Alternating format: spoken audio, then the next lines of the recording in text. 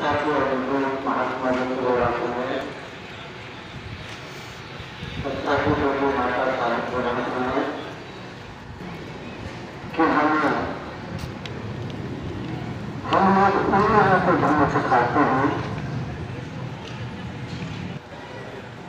साथियों, आप देख रहे हैं एक देश एक आवाज़ न्यूज़ और हमें ग्वालियर में पंचशील नगर में बुद्ध विहार पर, और यहाँ पे हम देख रहे हैं एक कार्यक्रम एक आयोजन हो रहा है और काफ़ी संख्या में यहाँ पे बौद्ध भिक्षु भी आए हुए हैं अलग अलग जगह से।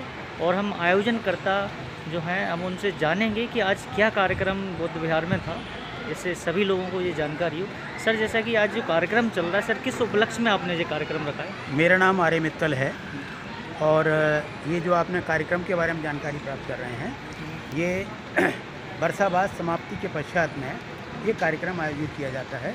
इसको हम प्रवारणा दिवस कहते हैं, यानी बौद्ध साहित्य में प्रवारणा दिवस कहते हैं। जैसा कि आप सभी जानते हैं कि भिक्षु लोग 3 महीने वर्षावास करते हैं, तो यहाँ एक भिक्षु बनते नागदीप जी हैं, उन्होंने यहाँ वर्षावास किया था। उनके साथ बनते आनंद जी ने भी वर्षावास किया था। तो ये वर्षावास समाप्ति होने के पश्चात ये कार्यक्रम आयोजित किया जाता है, जिसको कि प्रवारणा दिवस कहते हैं, यानी हिंदी में कहें तो प्रवारणा दिवस है। यानी इसका मतलब ये हुआ टेक्निकली कि आज के बाद में ये भिक्षु जगह देश के और क्या नाम है अंतर्राष्ट्रीय स्तर पर जगह जगह जाएंगे और वो अपना धर्म का प्रचार करेंगे। जो कुछ यहाँ उपासकों द्वारा जो दान भी दिया जाता है, उसके पीछे भी लॉजिक ये है कि जब वो जाएंगे तो उनको जो डेली रिक्वायरमेंट्स की चीज़ें होती हैं, जैसे चीवर है, टूथपेस्ट है, ब्रश है, साबुन है और दूसरी चीज़ें हैं, पैसा है, ये सब दिया जाता है। इसके लिए किसी एक जगह के भिक्षु निवास पर बुला करके और दूसरे लोगों की तरफ से जो भिक्षु लोग होते हैं, आस पड़ोस के भिक्षु हैं, वो भी यहाँ पर आते हैं। जैसा कि आप देख रहे हैं कि बहुत सारे भिक्षु लोग यहाँ पर उपस्थित हैं।